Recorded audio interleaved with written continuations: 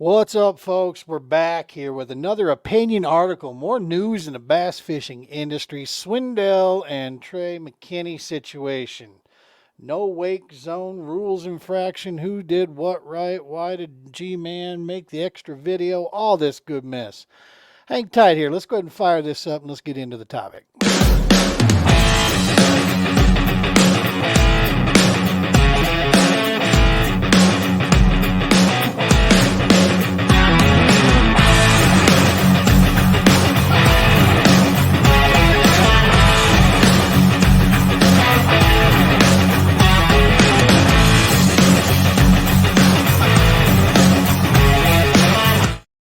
What's up, folks? Here we are. We're back again for another little opinion video here. We're going to chime in on this and kind of throw maybe a different spin at it a little bit. Telling you right now, man, we ask for this. All right, we ask for these situations. We as fans, our sport, and I'm gonna explain why I say that we asked for that situation to unfold the way it did. For those of you unaware, the situation is this: in this last elite event. One of the anglers that did very well, he's a young gun, 19-year-old kid who's fishing the elites. He's won an event so far, making a lot of waves this season. Trey McKinney, he got turned in for a rules violation. Okay, different, not a cheating situation, but a rules violation. Ignorance of the rules and of the law is no excuse. All right, that's the fact of the matter. You are responsible as a professional to know the rules. Watch the meeting information that was given to you. That's the name of the game. And what that rule infraction was, he did not abide by a no wake zone section of the fishing waters, and he went running on plane through there. Which is a direct violation of the rules. Now, to his defense, it wasn't marked. It wasn't very easily known. But according to not just Gerald Swindle, but several others, if you watched the captain's briefing video, which we as tournament anglers all know that you absolutely need to do so, it was covered multiple times that section right there was to be treated as a no-wake zone, as always. So, that was the situation. Now, the sticky part of the situation rolls over that there is a rule in many of the higher end, and I think all the way through pretty much just about any tournament angling these days, that you as a competitor, if you witness a rules violation, you have to report it. Because if you don't, you could be the one that gets disqualified. So if you see it, you have to report it. Okay? That is a check and balance system that's been put into place in tournament angling, and whether you like it or not, doesn't matter. Okay? Irrelevant. That doesn't matter. The fact of the matter is, it is a rule. It's there. And if you're going to compete in a league that has this rule, you abide by it. Okay? End of discussion. Now, if you don't like the rule, go through the process and the pathway to petition and talk and see if you can get enough people, in support, whatever. But disregarding it is not an option. Okay? So if you're going to compete, follow the rules. And the rule states if you knowingly, if you are aware that you have committed a rules violation, you need to turn yourself into the tournament director, explain to them what you did. If you witness another competitor, you have to report that to the tournament director. That's what took place. Gerald Swindle, legend of our sport, been doing this since I think like dirt was invented. He watched Trey McKinney go through this section of the waters and not abide by the no wake. Now, Gerald, being from the old school, which I can absolutely 100% appreciate, did, in my opinion, what you do as an honorable human being. Okay, now some people want to, this is what a man does. Well, you know what? Man, woman, child, doesn't matter. This is what you do if you're an honorable person with integrity and you're competing. What he did was he went to Trey at the weigh-in piece there, and he informed Trey, hey man, I saw you went through this section. Trey said, well, it wasn't marked. And then Gerald informed him, well, if you'd watched the meeting there, you would have seen and heard multiple times that area is. So I just am here to let you know this. Now, Trey's response was, well, good for you. Shook his, stuck out his hand to shake G-Man's hand. So basically dismissing him and, just like, whatever, dude, if you want to, be this, much of a, whatever. Basically just a very disrespectful response, okay? No matter how you paint it. Now, there's going to be people coming out of the woodwork here that are going to defend Trey McKinney because he is a very liked young man. He's very respectful. He's working his way through this, and he's 19 years old. He's still a kid. And he's working his way up through this stuff. And I've never had the opportunity to meet him, and I'm not judging Trey's character whatsoever. That is not where my opinion is at. I am not speaking to his character as far as who he is in that case, because I have no knowledge of that. Therefore, I have no position to take on that. But what I'm saying, in this given situation, he was a very dismissive and disrespectful participant in the exchange with Gerald Swindle. I don't know if he was intimidated by the fact that G-Man's standing right there in front of you, or maybe he just didn't care. Who knows? I don't know. And only he could answer that question. I'm not going to make assumptions. But here's where we get into why I say we ask for it. Okay, this is the response that he and some of the other young guns, not just in bass fishing, in all sports. And this is something that drives me up a freaking wall. Now, I'm not going to speak to anyone's character, anyone's person, because I don't know them personally, but this is what I'm going to say straight up. Trey McKinney is not one of the greats of our sport. Okay, he's just not. Is he riding a wave and being, having great success this season? Heck yeah, maybe better than anybody. You look at his stats, 14 tournaments, 12 times in the money. Yeah, kid's on a tear. Could he become one of the greats of our sport? Maybe. Time will tell. Our sport of bass tournament fishing is unforgiving. Okay? You can't just think that you got the talent and the skills alone and that's what's going to ride you through. Just doesn't work that way. Let's see how long this wave and this momentum lasts. But what happens is we, as fans, jump on the social media channels and we start hyping. We get a chance to meet someone, and because they're actually a likable person, we immediately vault them perhaps beyond the accomplishments that they've accomplished so far. And we're looking for that 3-second info bite, man. And you've got media outlets out there that are grabbing on, just like we're doing, grabbing onto the hot plate right now because this is the hot topic, so we're all talking about it. But they're going to try to create and just boost the hype up. This is also a kid that is, versed with forward facing and with, just traditional methods. He's a stick. There's no question. He wouldn't be on the elites if he wasn't a stick. Okay. I mean, holy crap.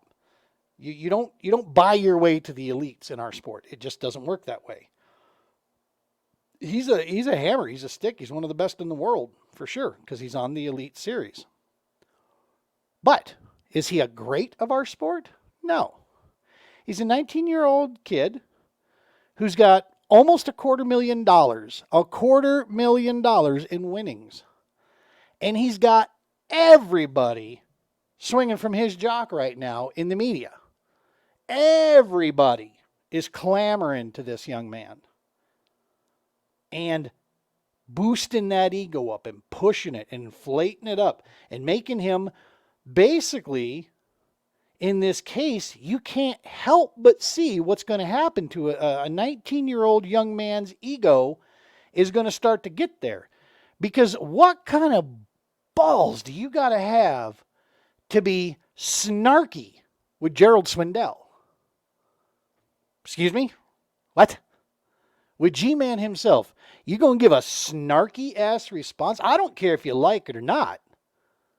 or you like him or not, or you respect him or not. The fact of the matter is, this is one of the guys that created the sport, that put Trey McKinney on a platform to be recognized. That's the truth. And why? Because Gerald Swindle's been doing this over a course of time, and he's tested tried and true. You don't become great overnight. You don't become great in a year. What makes these anglers, a select few anglers, great in our sport is the body of work that they've presented to you. And if you've been around our sport long enough to know, you know it isn't just about the wins. It's the process, the work ethic, the relationships, the professionalism on a day-to-day basis. And you're going to be hard-pressed to find a better, more accomplished pro than Gerald Swindle. Okay, just so happens also G-Man is quite the character. He's got more sayings than you can shake a stick at. And he makes fantastic social media content. He's a hell of a businessman. There's no question. Hasn't had a ton of success at a high level in the past couple of years. But regardless, he is still a legend, future Hall of Famer, and one of the anchors of our sport and one of the pioneers. You know, the mid-range pioneers that help put our sport on the map and give it some attitude, give it some teeth.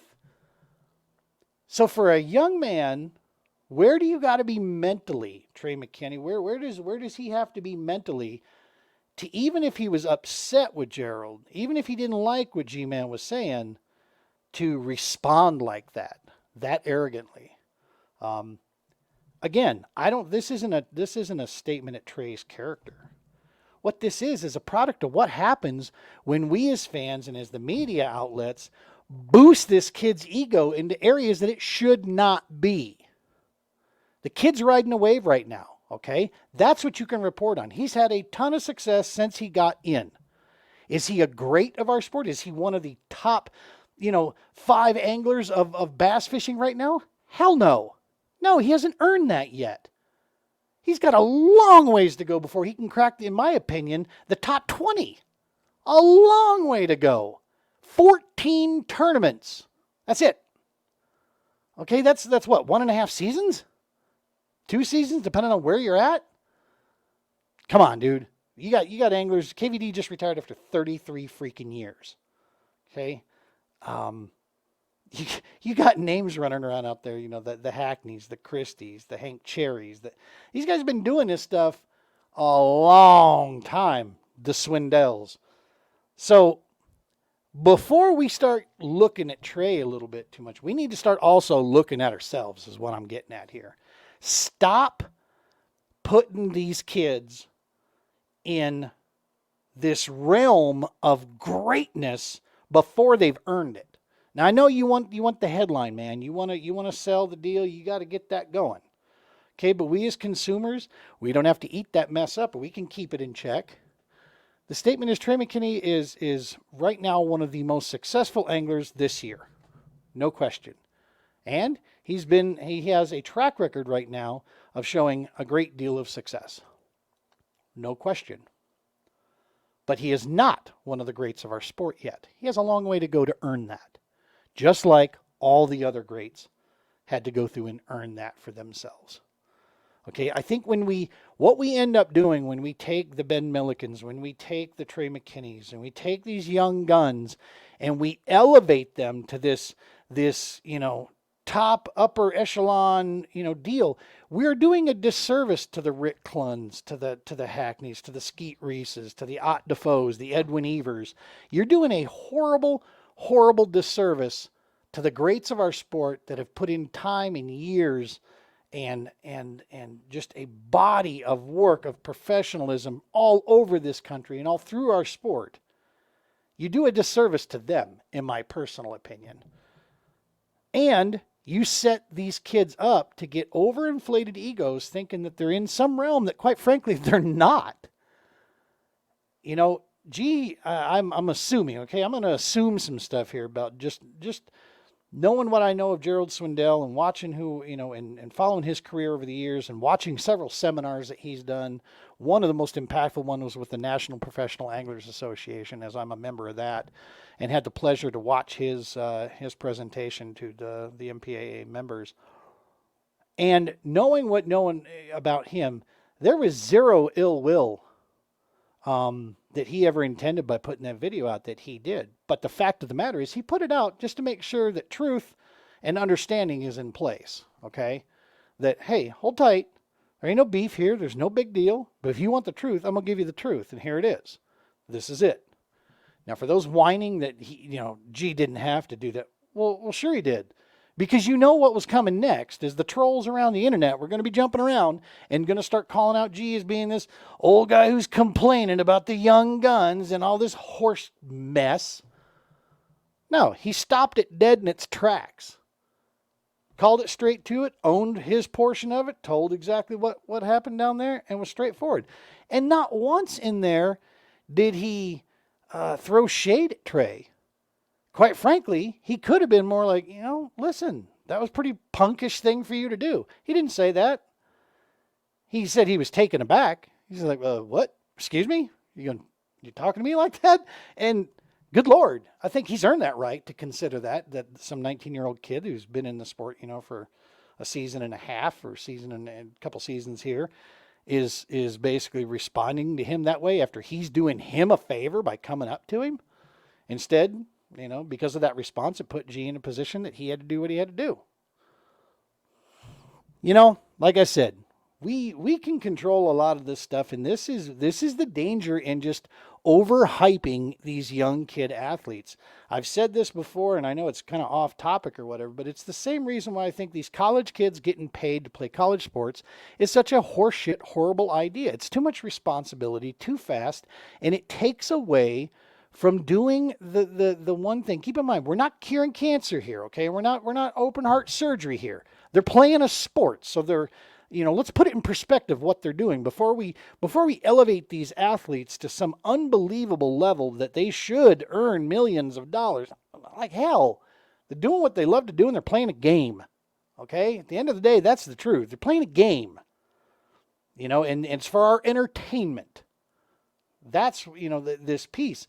We just need to be careful by elevating these kids at this young age because it's just too much attention, too fast, too much money that the temptation overruns them. And even the nicest, most professional, likable athletes like Trey McKinney can fall victim to that. And that's what you saw take place there. He fell victim to, kind of thinking he was in a position that maybe he should have stopped and thought to himself first if he hadn't been boosted to this degree, maybe he would have, and I'm speculating, maybe he would have stopped and said, hang on a second, that's Gerald Swindle standing there. Maybe I should pay attention to what's going on here and learn something from this dude. Because maybe I don't like what he's saying, but maybe I need to stop for a second. And maybe that's a product of him just being 19 that he'll learn that later on. You can always just try to write it up to that because that's a heck of a lot easier for a lot of people to think. And that makes more sense in your head, and then you don't have to worry about the bigger issues out there. But I'm telling you right now, in my personal opinion, hands down 100%, this is a product of what we create these little monsters, and when they do, this was a real light case. I mean, not for nothing calling a spade. This is a pretty light case, but it's going to get worse, and it will. We'll see it again. You'll see things boil over in some cases. It wouldn't be the first time, won't be the last. But I think we're going to see more clashes as time goes on. If we stay on this track, I think you're going to see the young guard and the old guard clashing in more cases.